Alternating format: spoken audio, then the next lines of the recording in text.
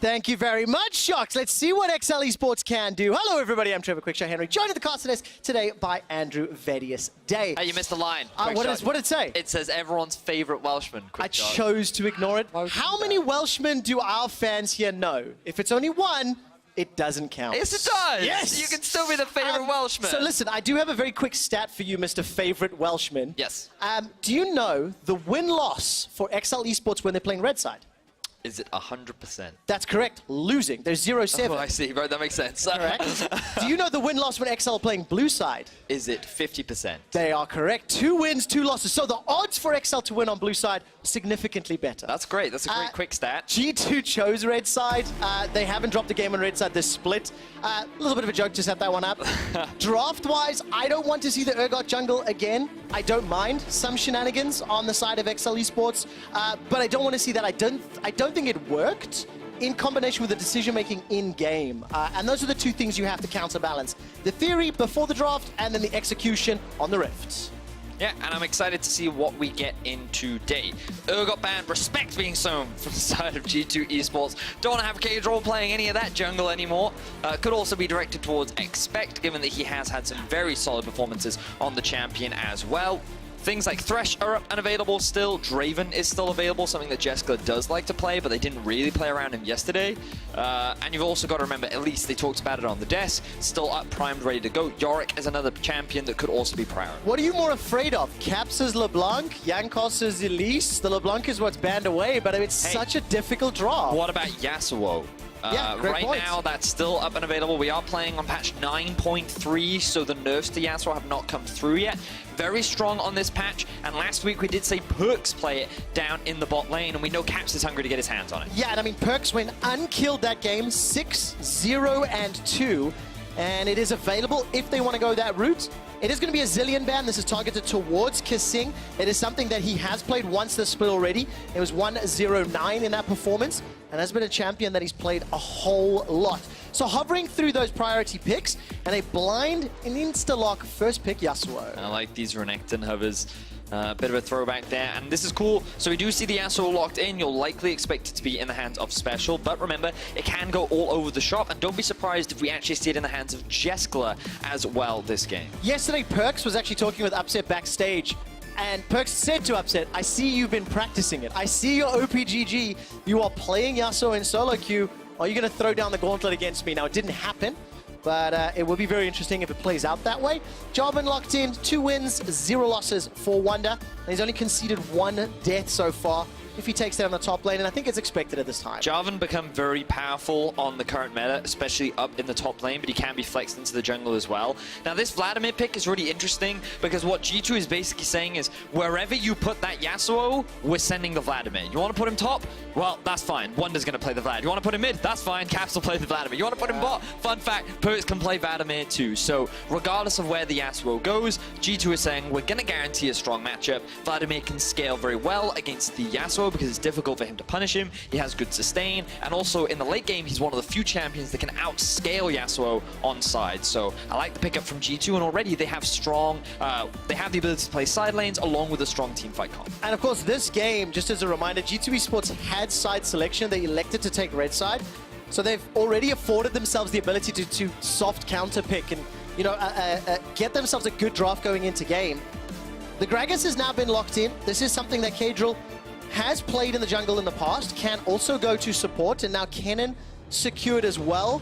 Do you expect this to be top lane Kennen into the Jarvan? With the Urgot taken off the board, Kennen kind of rises in priority and is considered very strong. It's pretty good matchup into the Jarvan as well, because you can harass from range, and it can do pretty well into the Vladimir too.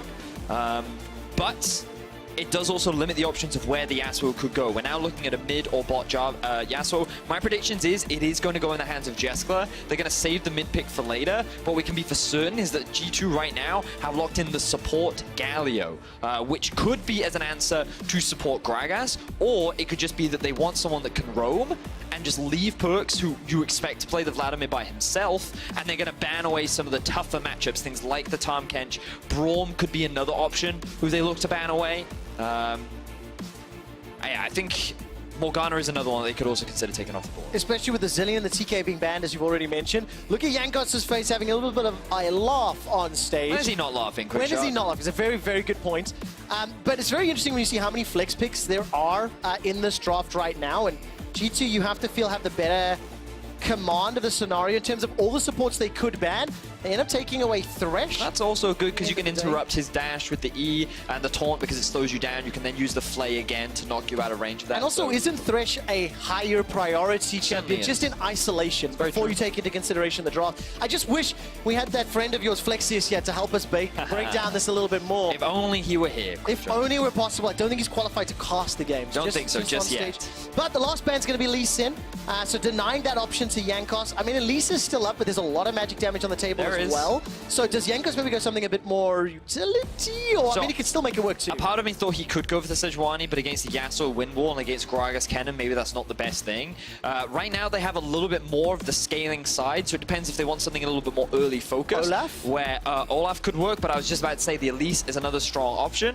And now I just want to see them grab some more AD damage from somewhere. The fact that we have the Ezreal locked in means the Yasuo will be going in mid lane. That means Caps will grab himself the Vladimir. They will keep the Jarvan up in the top lane, and this will give Perks the opportunity to pick some kind of answer. He could go for the Kai'Sa. Lucian is taken off the board. If you wanted to be hyper aggressive, you could go for something like the Draven if you wanted to, but I feel like Sivir or Kai'Sa are both very solid options here as an answer to the Ezreal. All right, a lot of time left to decide the final pick. It's not going to be support Gragas, it will be jungle, and therefore Special and Expect will just swap once the final pick is locked in. It ends up being a fairly traditional looking team composition very here. Quickly. Okay, no, that guy's so this is what we expected, but I just wanted to very quickly get in and say maybe he goes for the Zed and plays a skill matchup in mid lane if they wanted more AD damage, but he's not going to do it. He's just going to take the very standard Vlad into the Yasuo. Good matchup for Caps. Top side is very favored towards XL. Kennen gets a strong early advantage, but we can talk a little bit more about the nuances of the matchup in-game, but I'm sure Wonder's very happy with how the things will play out. You're not going to see much focus up there. Meanwhile, on the bot side of the map, I'm curious as to how much roaming Mickey is going to look to do, because when I saw him playing his Galio in his solo queue games, he actually just played for lane. He would look for all-ins, he would try and burst his opponent down, and the moment he hit level 3, he was constantly looking for kills. And then when he hit level 6, that's when he would start just looking for those roams towards other parts of the map. So Mickey is the player I kind of want to keep my eyes on from the side of G2. Whereas Kadril, I want to see where he invests his time. Will he try and help Special through what could be a rough laning phase? Will he try and snowball Expect, who's been one of the stronger members of XL? So we'll see where he invests his time in the early. And you have to feel, in my mind, with that matchup in the top lane, it might make more sense to go top. Get that cannon ahead, get him in a position where he can apply pressure during the opening stages of the game. That's the man on your screen. Expect playing for XL Esports. Just to set the stakes, of course, XL are at 2 wins and 9 losses. It is a very, very difficult situation to be in if you want to make playoffs. It is not impossible, but it is highly improbable, and it would be phenomenal if they can take down G2 Esports today, especially after yesterday's game. There's a little bit to be desired. Yankos and Wonder right now definitely do not want that to happen. The last time these teams played, it was 45 minutes slugfest. XL looked pretty good. So anyways, ladies and gentlemen, put your hands together as we load up onto the riff for week 6, day 2. As XL Esports want to once again reclaim some of that challenger status that they had from some of the stronger games earlier in the split. Bounce back from their loss yesterday to Rogue, in which was a pretty exciting game, Vedius. Oh yeah, it was a game of League of Legends. We all enjoyed it together, quick shot. But now we're watching G2, and yesterday when we saw them play, they fell behind a little bit in the early game. Jankos couldn't quite pull off the early ganks that he wanted to.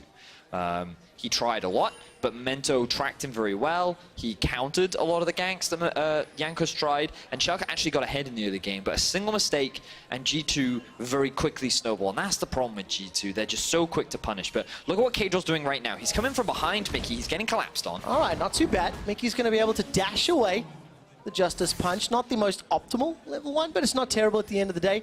Small advantage. And interesting to see Kadril in the decision-making he's going for. You know, yesterday, that jungle Urgot, it has been talked about a lot, but it was just one of the elements that struggled, as well as Jeskla's Draven. And I want to talk about just, you know, how XL struggled to make that draft work. And Expector's on the Yorick top. Right now we're going to see a bit of trading here as Wonder and Expect trade back and forth. But just to look at some of those stats on that Urgot and the Draven. 2-5-3 on Kadril's Urgot. Jeskler's Draven, he didn't get support, he didn't get played around. And I don't think I want to see it happen today with this Ezreal Brawl. No, it's one of those situations where when you're playing Draven, it's a lane that you typically need to invest resources into, because it's not that he is a snowbally character because of his adoration stacks, and the moment that he gets all that extra gold funneled into him, funnily enough, he becomes very, very powerful. But what we saw was that Kadro actually invested his time and resources up towards the top side to try and get Expect ahead, and that meant that Jester on the Draven fell very far behind because of all the jungle attention that Kickers was throwing his way. Take a look at the minimap. Jeskler, oh, so much damage into Kasing! He almost gets taken out. Summon a flash, forced to be used, but Jeskler with the Kleptos already got himself a couple bags of gold, as well as the Potion of Might there. So that's a decent enough RNG to help him out during this laning phase.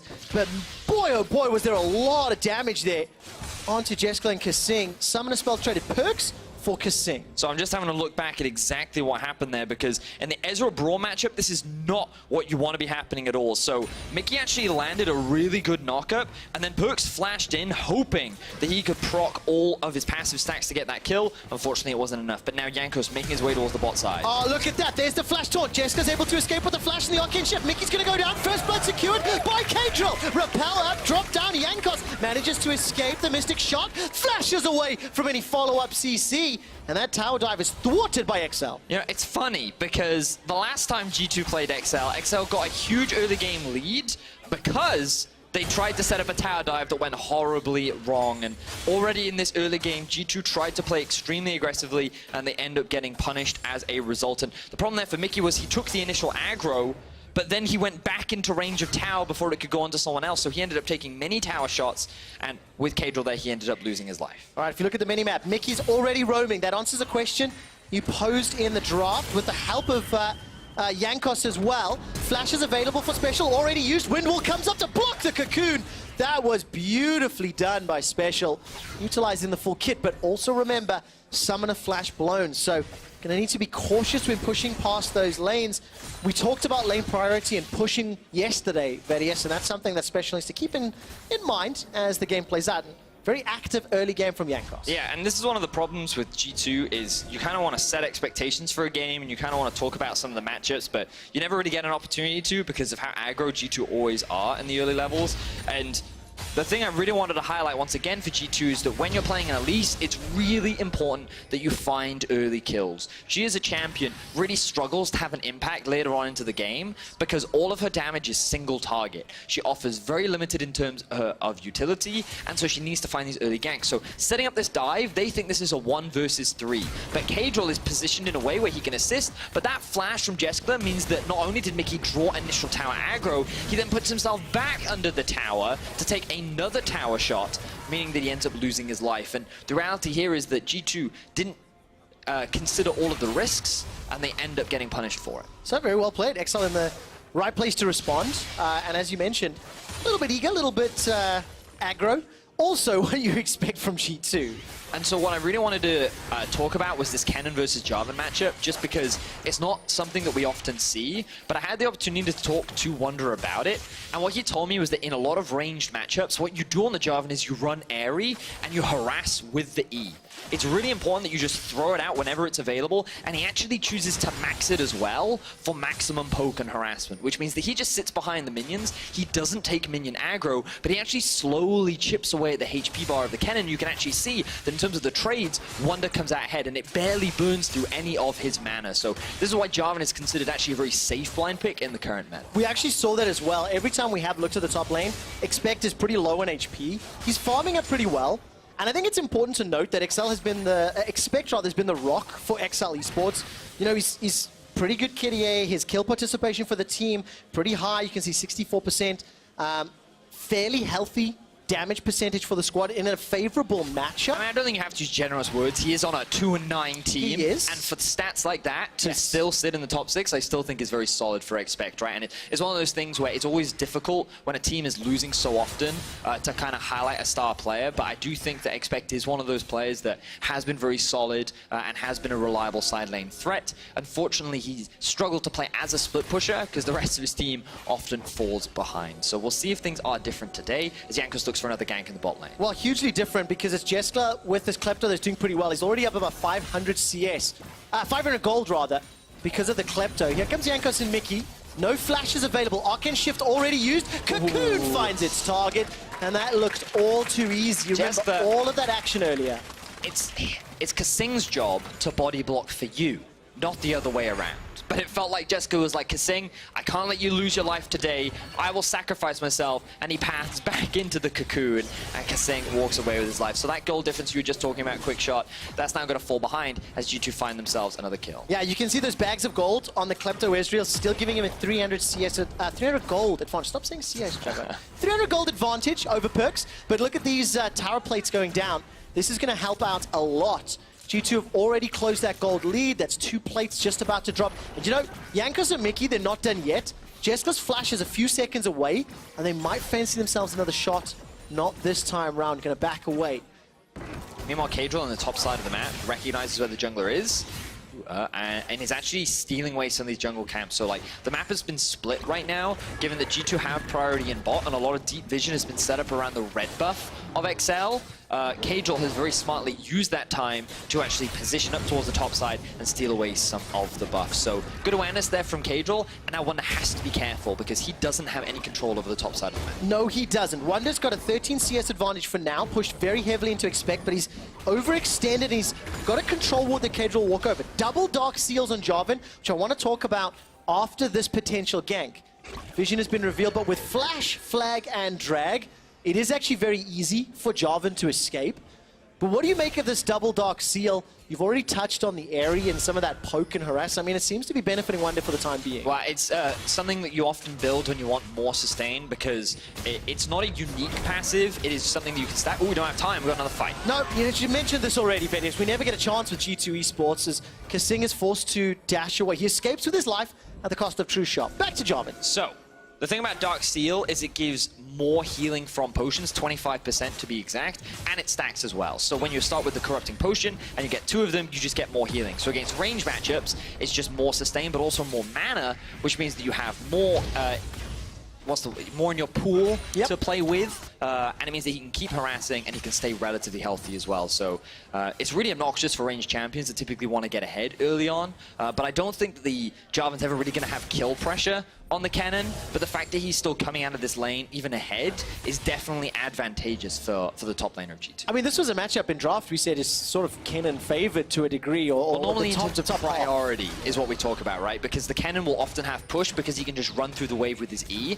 and if Jarvan is overextended, it's really easy to set up for a play. Speaking of setting up plays. All right, Kadril's going to go in. That's a great barrel. That's going to set up the damage on the Perks. Perks dashes over the wall, flashes back. We're all by some time. His special's trying to find one more hit. The Tornado picks up a kill onto Perks. Now XL Esports are going to 4-man stack inside G2's jungle. They decide to back away because Caps is coming in. Hemoplague's available to him, but XL find themselves a kill and retake the gold lead. Really love the decision making there from Special because I thought they were going to just try and kill Mickey, but their eyes were set onto Perks, and while he played that as well as he could, utilizing his ultimate to get over the wall and then flashing afterwards, he couldn't actually generate a big enough of a gap between him and Special, which meant the Special could continue to chase even through 2 different walls. So it ends up being a single kill over in XL's favor, and they now lead in gold against G2. They lead in kills, and things are looking pretty good for XL in this early game. And welcome back to the XL that was making us very optimistic in the beginning weeks of the split.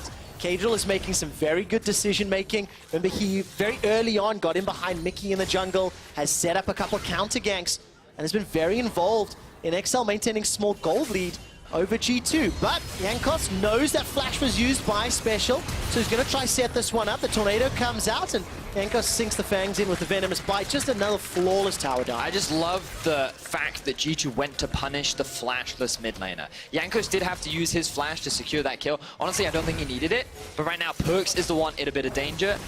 As, ooh, Mickey actually going for the engage. Well, who is in danger after all once Mickey decides to come back? He's obviously got that ultimate available to him as well. If he needs to jump on top of Perks, wasn't necessary that time around. Jessica and Kasing backed away. And now with, look, pushing mid in favor of G2, pushing bottom, it's going to allow Jankos the ability to start off this Mountain Drake uncontested, and his laners have already roamed to help him. Excellent awareness, Trevor. Clearly my teaching has paid off. Why, thank you. It has done a little bit, but take a look at this. It's a steal! After we're gloating about the priority, now the ultimate is going to get Mickey out to safety. Glacial Prison, Fissure comes down.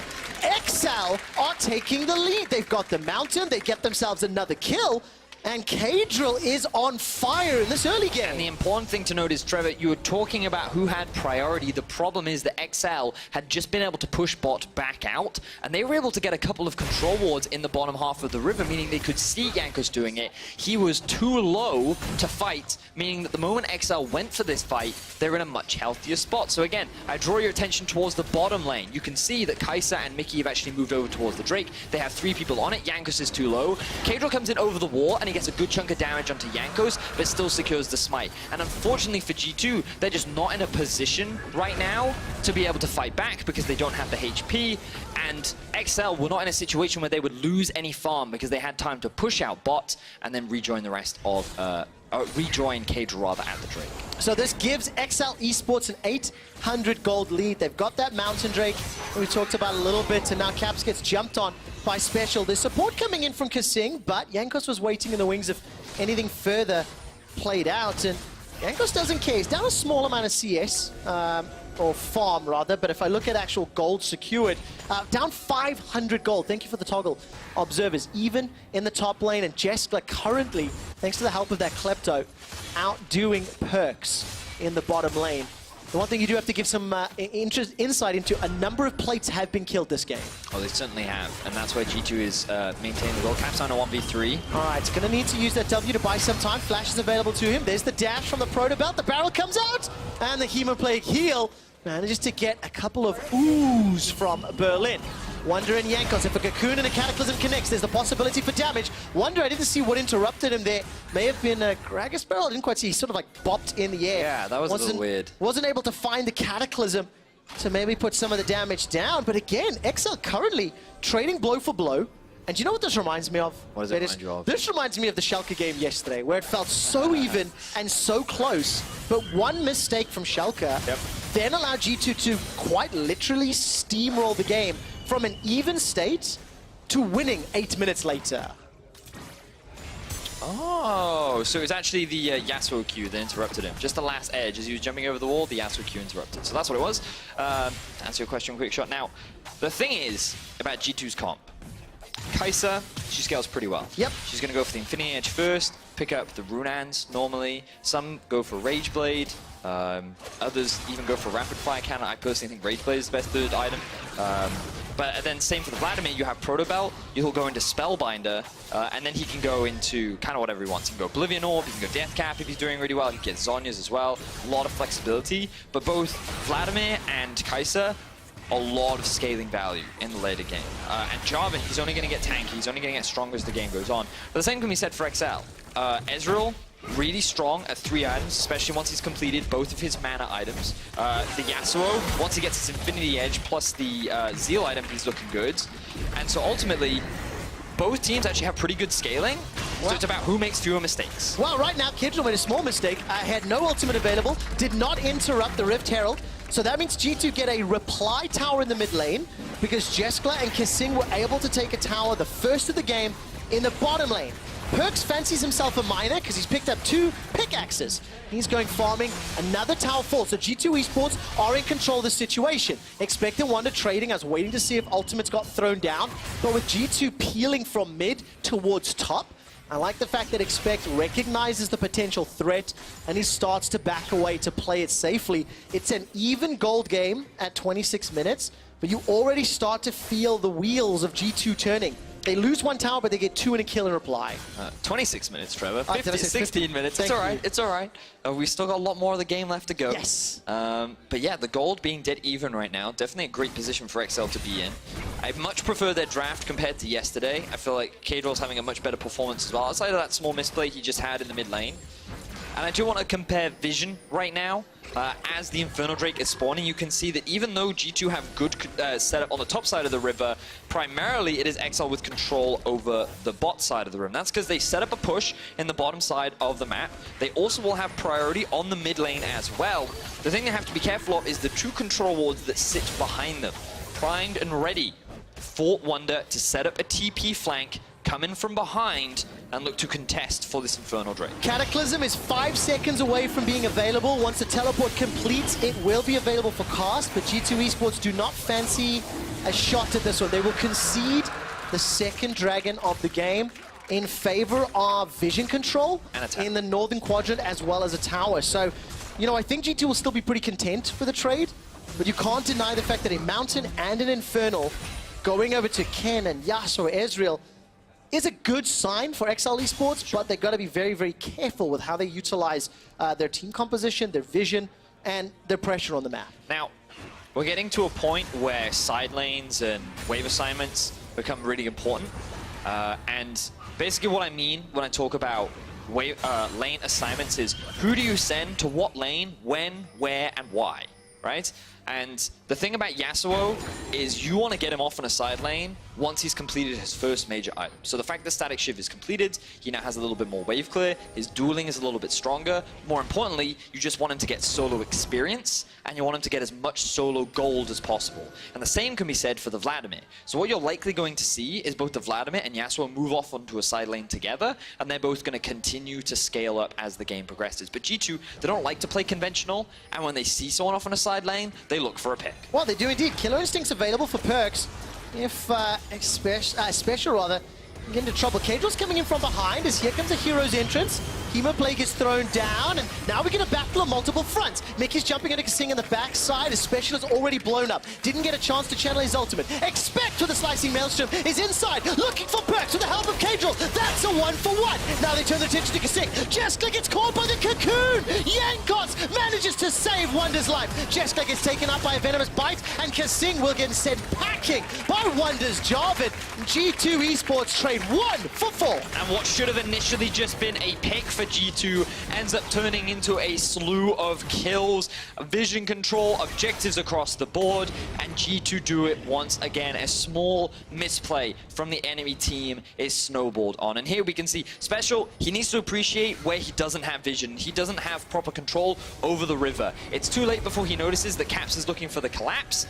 And while that's a good interrupt from Kasing, the reality is that Caps is more than happy to just go for this 1v2, and with a small assistance from Perks, finds that kill. Now expect TP's in on the flank, and unfortunately for Perks, he's in this awkward situation where he wants to ulti out, but the cannon ultimate range is so big, and Kadrol is right in front of him, he just kind of has to do what he can and get behind his Jarvan. Unfortunately, it's not enough, so he ends up dropping, but the rest of G2 is still alive to clean up the scattered XL that aren't together, and it just becomes easy pickings for G2. For anybody that's watched this game for a long time knows how much I love the cocoon spell from Elise and Yankos and finding it perfect. It is Yankos' most played champion, 62 professional games on this stage with 36 wins, 26 losses. You can see the man on your screen right now hunting for a little electric hamster with the help of Wonder and Cataclysm. This time around, the cocoon goes wide. Won't find the target, but yesterday, I mean, Yankos and Elise, he went 2-2-8. He had 45% jungle proximity, and he had a KDA of 3 in the game. It was just absolutely fantastic, and he was one of the crucial members that established all of the picks in the mid game that just accelerated the win for G2 Esports, and you see him executing flawlessly in that skirmish in the top half of the map. Yeah, I like the way he's been playing so far. I've been generally impressed with the Yankos. Now that is no E available on Jeskla. No, not yet. Perks. Press R, press R, press R, presses R! Jumps onto Jeskla. There's a reply from Kasing. Knows the Fisher comes out. Stopwatch buys some time. Kadrol goes golden as well, and I think this is problematic for XL's jungler. Yankos once again picks up the kill. The True Shot Barrage does a tiny bit of extra damage, but just another great pick that started and ended with Jankos. And this is why I wanted to talk about lane assignments and wave management, because one of XL's biggest issues is that they don't know when to be, where to be, and how to execute upon it. And Kenna was in the bot lane, no teleport. G2 forced to play with the superior numbers. They found a pick, jungler's dead, and now they're going to secure a Baron. No smite available. Special needs to do something extremely special. Not going to be able to either. Very good zoning from Mickey and from Caps. Void missiles go out. Caps is chasing. Hemoplague will pop in a second. That's a killing spree. Here comes the flag drag dunk onto Kasing. Winds of War will deal a little bit of damage as Jankos' Cocoon will not find a target this time around. Wonder picks up his first kill of the game. 1-0-4.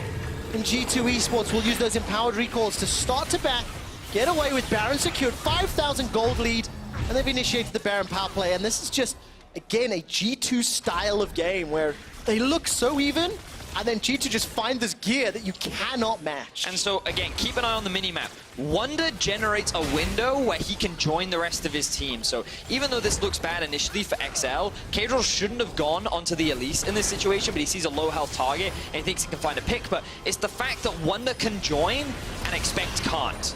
And this is what XL end up getting punished on. The fact that they don't have the rest of their team to force a substantial fight means they end up getting caught off and they end up losing the Baron. And it's just the difference in experience, understanding, and that's why G2 is able to find a big objective there. Now, of course, G2, very heavy favorites in this game. Volatile Spiderling goes out. Jankos gets the Cocoon as well, sinks in the Fangs. Venomous Bite chasing down. Solo kill to Jankos! Easily picked up.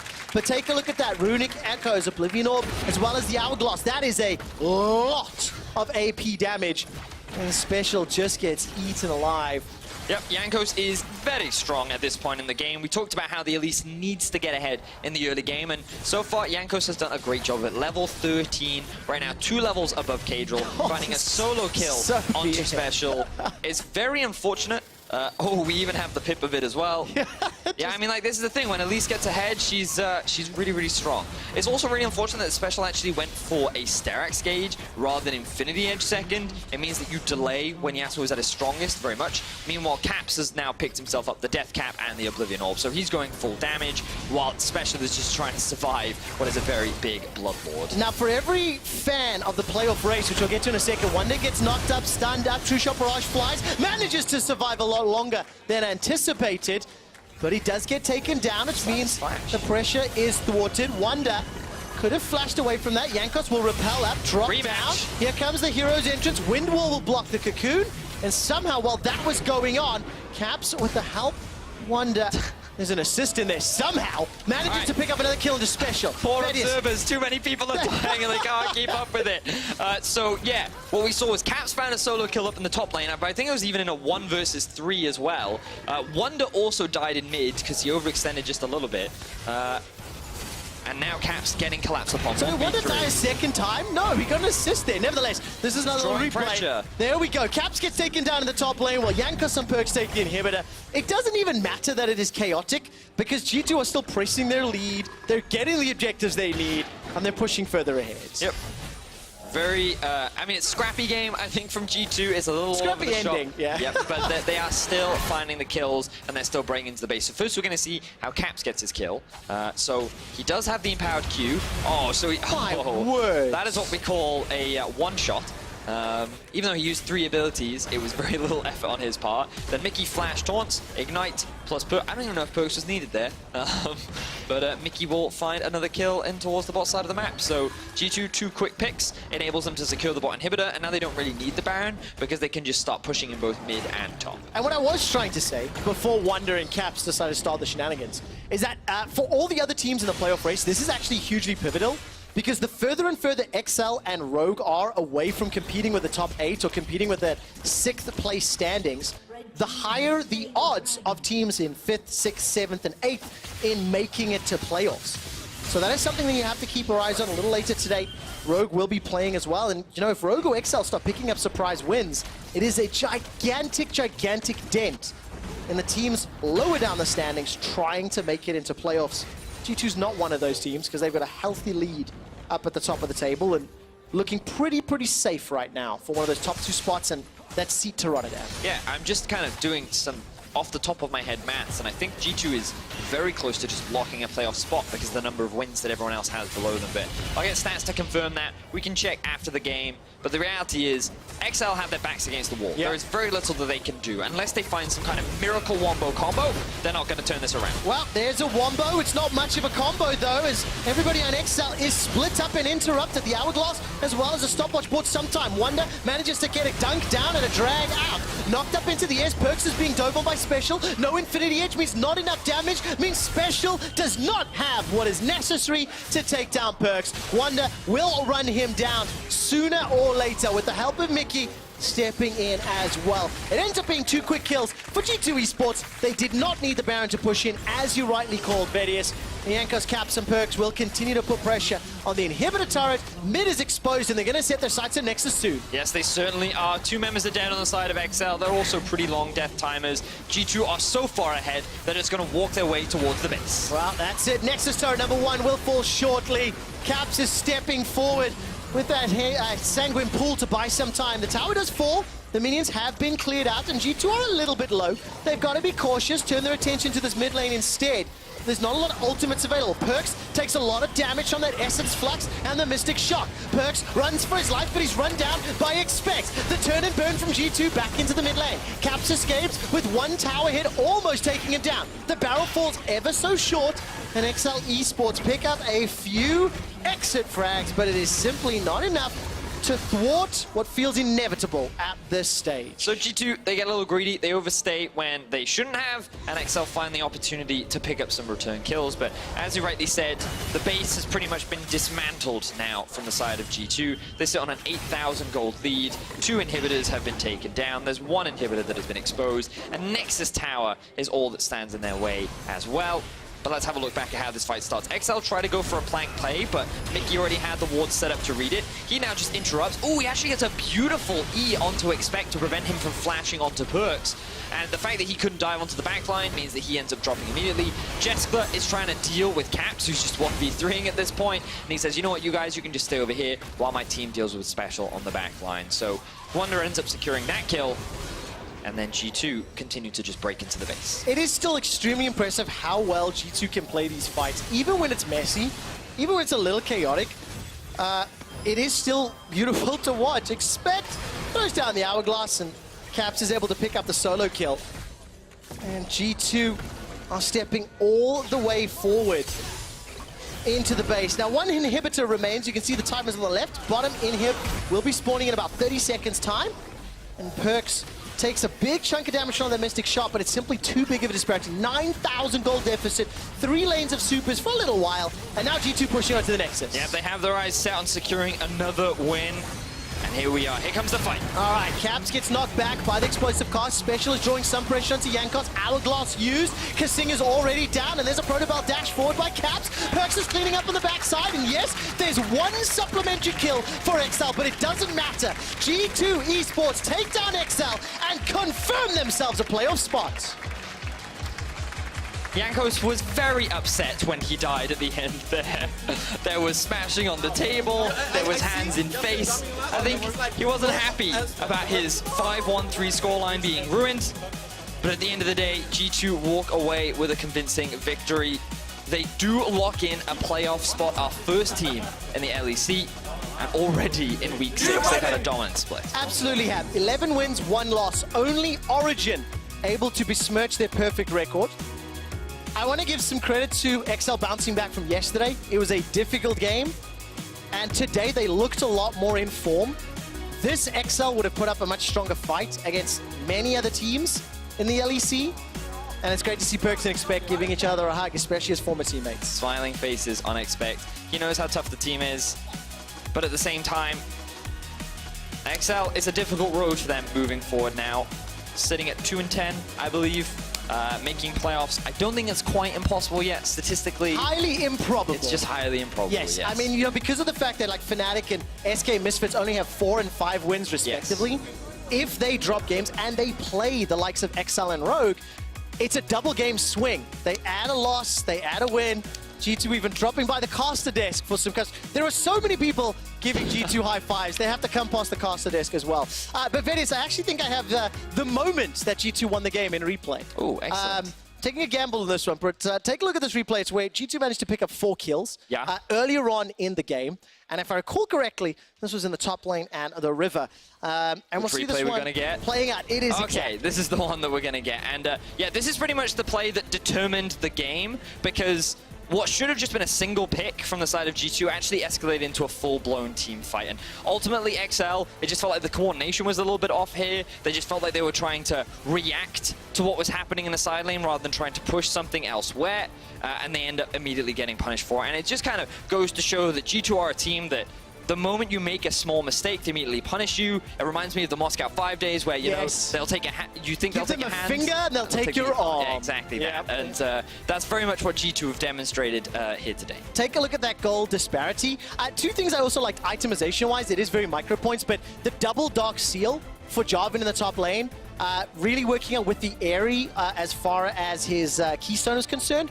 Very gold efficient. You know, I think they sell for like 250-ish, buy for 350. Also the double pickaxe BF sword from Kai'Sa down the bottom lane. Got a ping from Stats Team as a reminder that hits the 100 AD, which activates the additional burst damage in the queue. I mean, I'll be honest, I wasn't really looking at perks because he was definitely the worst performer in this game with a score of like 1-3. I was looking at players like Mickey. I loved his roams around the map. Give me 2 more. Jankos had a great game, but honestly, like Jankos had a great game, but the shining stars were really Wonder in the top lane and Caps in the mid lane. So yeah, and I already said Mickey was the player that I was really. So would you consider those 3 as like key If there were 3 that I would pick player of the game, it would probably be Wonder, Caps, and Mickey. There we go. I also think Jankos had too many. We don't want to go into his head as well. I've forgotten, where do I vote again? You can vote on Twitter, I believe. You have to go physically vote. You can't just imagine it. You have to go onto Twitter, LOL Esports, and then you can. I still think that's electronic. I don't have to go to Twitter office and do it, but that's true. Need some work. We'll work. That's a fair point. We'll work on your player of the game setups, Venis. No SK Gaming are fighting tooth and nail to make it to playoffs, and they will be looking to put a scare into the competition by beating Schalke 04 after the break. Let's find out if they can do it.